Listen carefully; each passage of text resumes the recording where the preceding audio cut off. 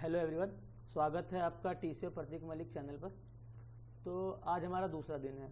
आपको जैसे कि पता है कि हमारे टीसी प्रतीक मलिक चैनल पर 60 डे का क्रैश कोर्स चलाया जा रहा है DSSB का, जिसमें कि पूरा सिलेबस कवर कराया जाएगा। तो आज सेट्स के बारे में हम आगे पढ़ेंगे। तो हमें एक चीज़ देखना है यहाँ पे अभी, जैसे सेट्स ऑपरेशंस है ना। तो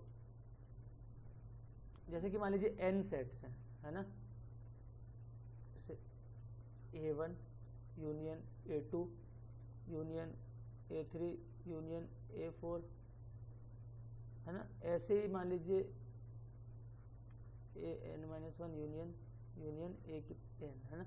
इसको हम कैसे लिखेंगे? तो हम एक सिंबल लिखते हैं इसको, जैसे हमें आपको याद होगा जैसे सिग्मा करके लिखते थे हम सम को, सम के लिए सिग्मा लिखते थे ना। ऐसे इसके लिए हम ये यूनियन का सिंबल लगाएंगे और i = 1, क्योंकि कहाँ से स्टार्ट हो रहा है, ये A1 से स्टार्ट हो रहा है और कहाँ तक जा रहा है, n तक, ठीक है। और इसको लिख देंगे AI।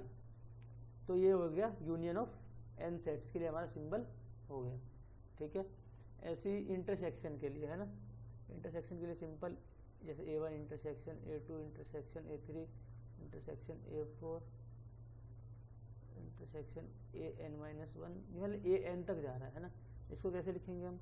सिंपल इंटरसेक्शन का सिंबल लगा i = 1 से n तक AI, ठीक है। चलिए आगे बढ़ते हैं। अब पढ़ना है हमें डिसजॉइंट सेट, है ना। डिसजॉइंट सेट होता क्या है? कुछ नहीं है, मान लीजिए दो सेट है A और B, A एंड B।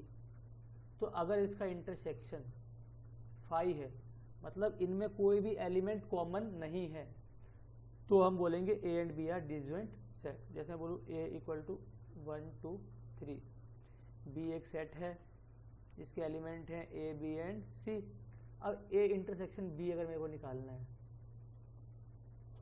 तो क्या कोई एलिमेंट इंटरसेक्शन मतलब क्या होता है? जो एलिमेंट दोनों में कॉमन हो। क्या कोई ऐसा एलिमेंट है जो दोनों में कॉमन है? नहीं है, तो ये एम्प्टी सेट हो जाएगा या फाई। तो ये हमारा क्या हो गया, A और B क्या है, डिसजॉइंट सेट हो जाएगा, है ना। और अगर कोई सेट डिसजॉइंट सेट नहीं है तो हम उसको बोलते हैं इंटरसेक्टिंग या ओवरलैपिंग सेट्स, ठीक है। सिंपल है, A इंटरसेक्शन B अगर फाई नहीं है तो हम बोलेंगे इंटरसेक्टिंग या ओवरलैपिंग सेट्स। चलिए आगे बढ़ते हैं। अब डिफरेंस ऑफ टू सेट्स, है ना। बहुत सिंपल सा कॉन्सेप्ट है, कुछ नहीं है। जैसे A कोई सेट है 1 2 3 4 एंड 5, B कोई सेट है 1 2, है ना। तो जैसे देखिए यहाँ पे A में ऐसा एलिमेंट जो B में नहीं है, जैसे 1 तो है B में भी, है ना, 2 तो है B में भी। तो A में ऐसा एलिमेंट कौन सा बचा जो B में नहीं है? तो वो हो गया A - B। क्या है? 3 4 एंड 5। A - B का मतलब क्या है कि जो एक मान लीजिए कोई एलिमेंट x है, वो A से तो बिलोंग करेगा, but x does not belong to B, तो हम उसको A - B का एलिमेंट बोलेंगे, ठीक है। अब जैसे यहाँ पर B - A अगर निकालना हो, मान लीजिए ये सेट है ना, 1 2 3 4 x y z, A set है, B सेट है 2 3 4 A B C। तो यहाँ पे A - B निकालना है। पहले देखिए ना, A - B क्या है यहाँ पे, 2 इसमें भी है, 3 इसमें भी है, 4 इसमें भी है। क्या बचा? 1 बचा, x बचा, y बचा और z बचा A में, जो कि B में नहीं है।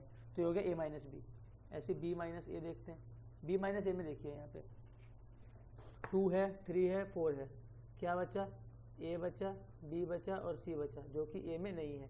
तो क्या A - B जो है B - A के बराबर होता है? जी हाँ, नहीं होता है। कभी कभी हो भी सकता है, कभी मेनली वैसे नहीं होता है, ठीक है। अगर हम इसे वेन डायग्राम में देखें तो A - B मतलब B को छोड़ दो आप, है ना। B में जो भी एलिमेंट है उसको छोड़ दो, फिर जो A में बचता है, जैसे ये, है ना, तो ये हो गया A - B, ठीक है। अब symmetric difference of two set, कुछ नहीं है, A - B और B - A जो है ना, उसका अगर मैं यूनियन कर दूं तो वो मेरा हो गया symmetric difference of two set.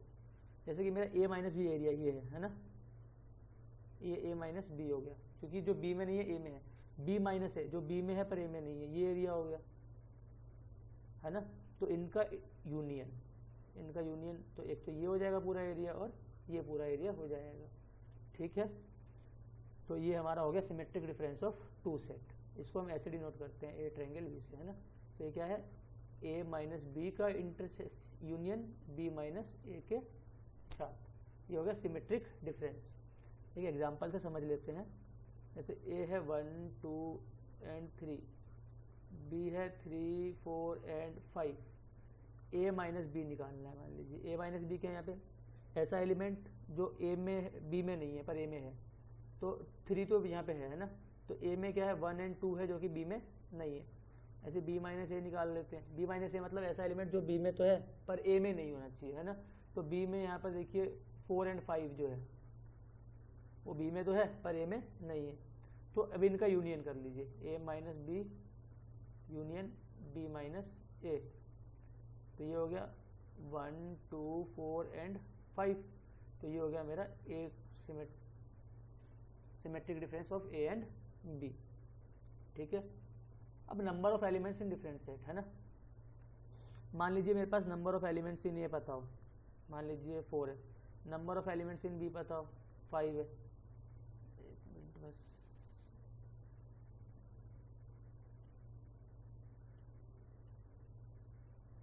अगर मेरे को number of elements in A पता हो, number of elements in B पता हो और number of elements in A intersection B या ए यूनियन बी पता हो, अगर मेरे को इन चारों में से कोई 3 चीज़ पता हो तो मैं चौथी चीज़ निकाल सकता हूँ। जैसे मैं बोलूँ कोई सेट ए है 1 2 एंड 3, मान लीजिए नंबर ऑफ एलिमेंट्स इन ए कितने हो गए 3।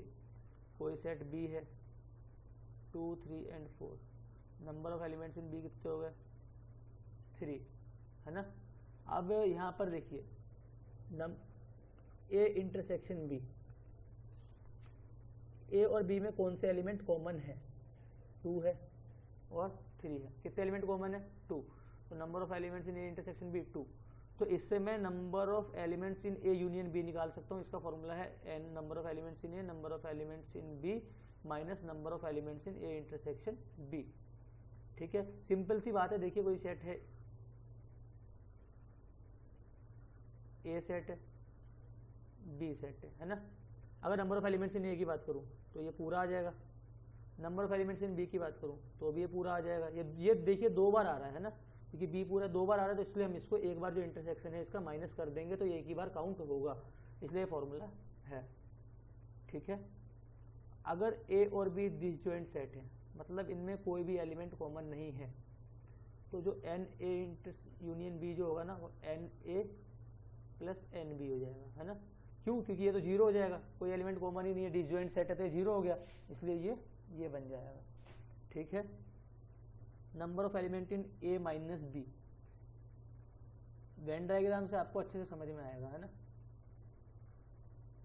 ए एंड बी, अब देखिए यहाँ पे ए माइनस बी का मतलब क्या है, ए माइनस बी का मतलब है, मान लीजिए ए है तो ये बी है, ये है ना। तो ये क्या है, number of elements in total A minus total जो ए है माइनस ए इंटरसेक्शन बी। अगर मैं टोटल ए में से, ये पूरा ए है ना, इसमें से अगर मैं ये हटा दूँ इंटरसेक्शन बी वाला पार्ट, तो ये एन ए माइनस बी आ रहा है ना। ऐसे ही अगर मैं बात करूँ अगला जो हमारा फॉर्मूला है symmetric difference of A and B, बताया था आपको ए माइनस बी और बी माइनस ए का जो इंटरसेक्शन होगा वो हमारा N A symmetric difference B का आ जाएगा, है ना। इसका फॉर्मूला क्या है, number of elements in A plus number of elements in B minus 2 times number of elements in A intersection B. ठीक है, क्यों कैसे आया है फॉर्मूला, है ना। तो बताओ, जैसे मैं आपको, जैसे ये ए है, सॉरी ये ए है, ये बी है, तो देखिए ए सिमेट्रिक डिफरेंस अगर बात करूँ मैं, ए सिमेट्रिक डिफरेंस बी, तो ओनली ये पार्ट होगा, बिल्कुल ठीक बात है। अगर मैं ए की बात करूँ तो ए पूरा लेगा, है ना, ए पूरा लेगा, तो पूरा ले लिया, तो इसमें एक बार ये आ गया, इंटरसेक्शन बी वाला पार्ट एक बार आ गया। अगर बी की बात करूँ तो बी भी पूरा लेगा, तो इसमें एक और बार ये ए इंटरसेक्शन बी वाला पार्ट आ गया, तो मतलब 2 बार ये पार्ट आ गया, जबकि ये पार्ट तो इसमें है ही नहीं, है ना। तो इसलिए हम इसको 2 बार माइनस कर दिया हमने। ठीक है, उम्मीद है आपको ये समझ में आ गया होगा। आगे बढ़ते हैं। अब मान लीजिए 3 सेट है ना, A intersection B, A union B union C. तो इसमें क्या फॉर्मूला क्या, number of elements in A, number of elements in B, number of elements in C, इन तीनों को माइनस करके A intersection B, B intersection C, A intersection C वाला part minus करके जमा A intersection B intersection C वाले को plus कर देंगे। ठीक है, होपली आपको ये समझ में आया होगा, है ना। बाकी ये भी ऐसी है, आपको ऐसी समझना है ना। सबसे अच्छा है आपको नंबर ऑफ एलिमेंट्स अगर निकालने हैं तो आप वेन डायग्राम ड्रॉ कीजिए, बेस्ट तरीका है, उससे बेस्ट तरीका कोई सा भी नहीं है। ठीक है, एक एग्जांपल समझते हैं। X and Y are two sets, X एक सेट है, वाई एक सेट है। ठीक है, X union Y has 50 elements. तो X union Y, number of elements in X union Y कितने हैं मेरे, 50 है। Number of elements in X has 28 elements, मतलब number of elements in X कितने हो गए मेरे, ये हो गए 28। Number of elements in Y है ना, कितने हो गए 32। तो how many element does X intersection Y has, हमें देखिए सिंपल है इसका, एन एक्स इंटरसेक्शन वाई, क्या फॉर्मूला था, N X plus N Y minus N A X intersection Y, है ना। तो वैल्यू पुट करते हैं, एक्स इंटरसेक्शन यूनियन वाई की value 50 equal to number of elements in X 28, number of elements in Y 32, number of elements in X intersection Y, ये हमें निकालना है। तो ये 28 है, 32 यहाँ पे प्लस में, इधर आगे किस में जाएगा, माइनस में। तो minus N X intersection Y, तो 50 में 28 गए, 22 में 32 गए 10, माइनस 10 है ना, यहाँ पे माइनस है, माइनस से कट गया माइनस। तो number of elements in X intersection Y क्या हो गया मेरा, 10। ठीक है, अगर इसको वेन डायग्राम से करना होता है ना, किससे करना होता, वेन डायग्राम से।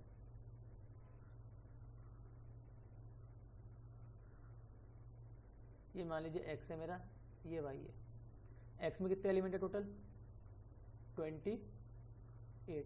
वाई में कितने एलिमेंट है, 32। दोनों को जोड़ो कितना आ रहा है, 60। पर यहाँ पे X union B, X union Y sorry, कितने 50, तो 50 माइनस कर दिया, कितना है 10। तो ये हो गया मेरा 10, सिंपल। ठीक है, आगे बढ़ते हैं। आइडेम्पोटेंट लॉ क्या होता है ना, कुछ नहीं है, अगर ए का ए से यूनियन करोगे या ए का ए से इंटरसेक्शन करोगे तो आंसर मेरा ए ही आएगा, बस।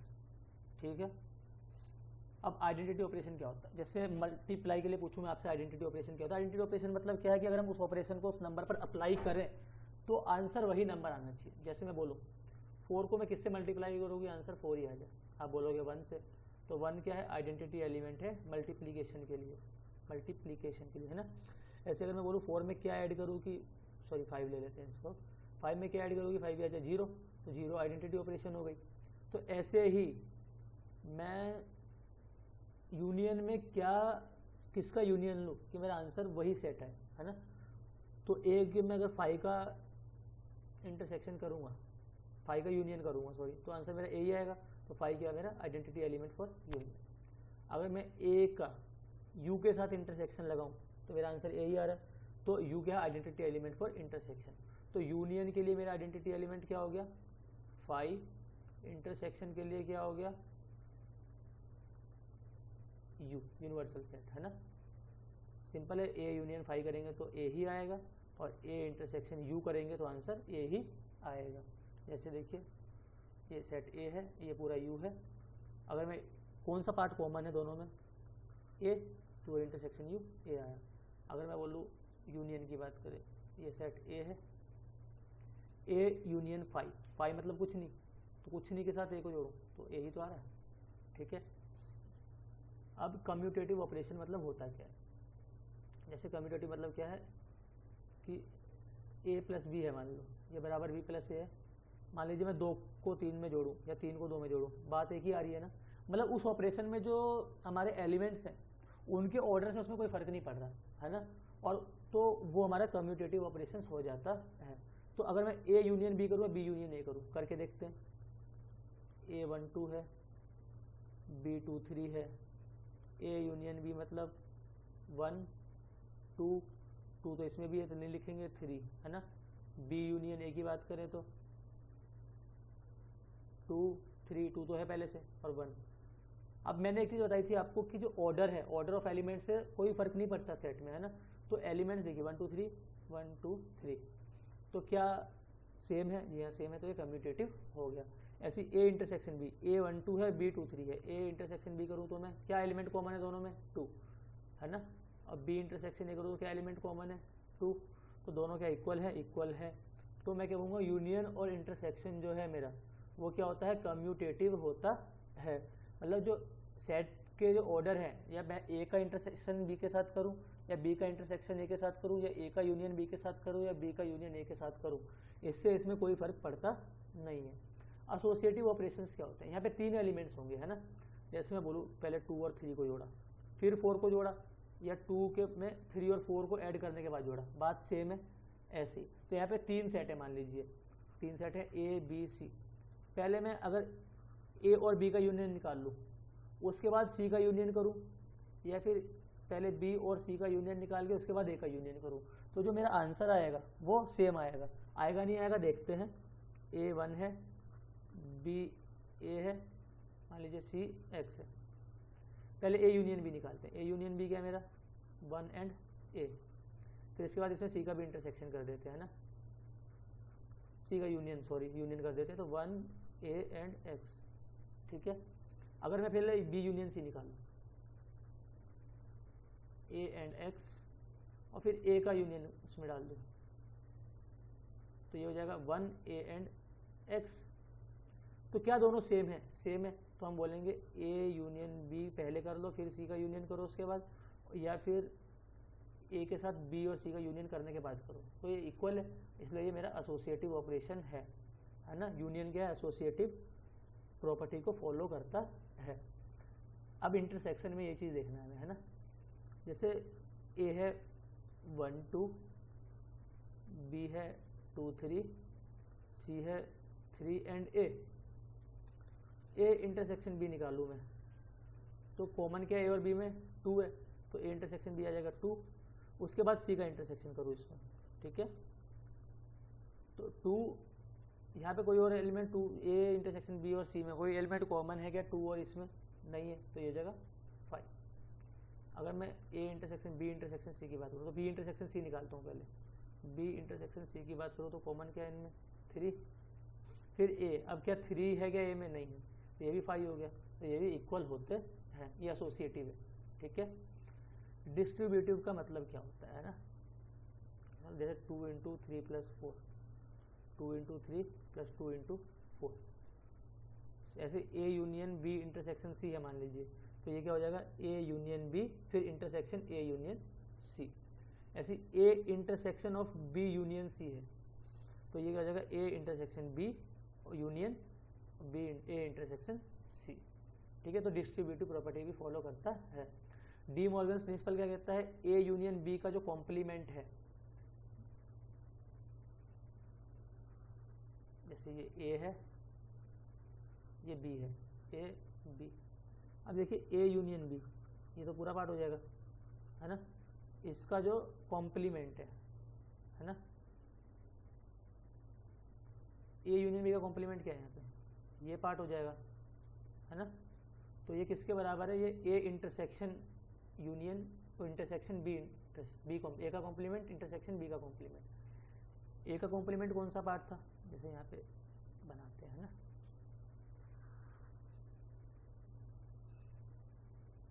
अगर मैं ए के कॉम्प्लीमेंट की बात करूँ, ए को छोड़ के मेरा पूरा एरिया कवर हो जाएगा इसमें, है ना।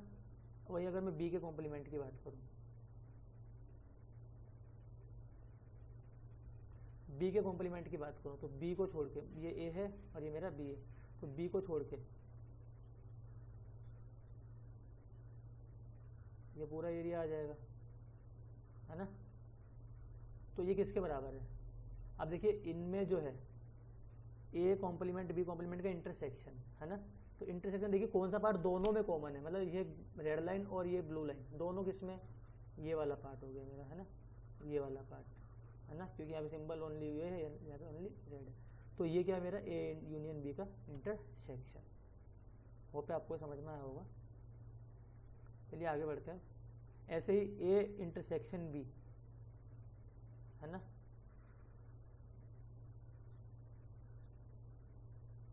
सॉरी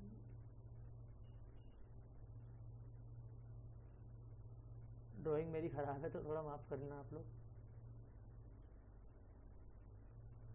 ए इंटरसेक्शन बी का कॉम्प्लीमेंट है ना,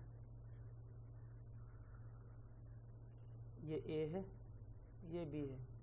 अब ए इंटरसेक्शन बी पार्ट ये वाला है, इसका कॉम्प्लीमेंट मतलब क्या है, ये बाकी जितना भी पार्ट है सारा है ना। तो ये क्या है, A complement union B complement के बराबर है या नहीं है ना। तो देखते हैं ए का कॉम्प्लीमेंट सेट मतलब ये भी आएगा इसमें है ना।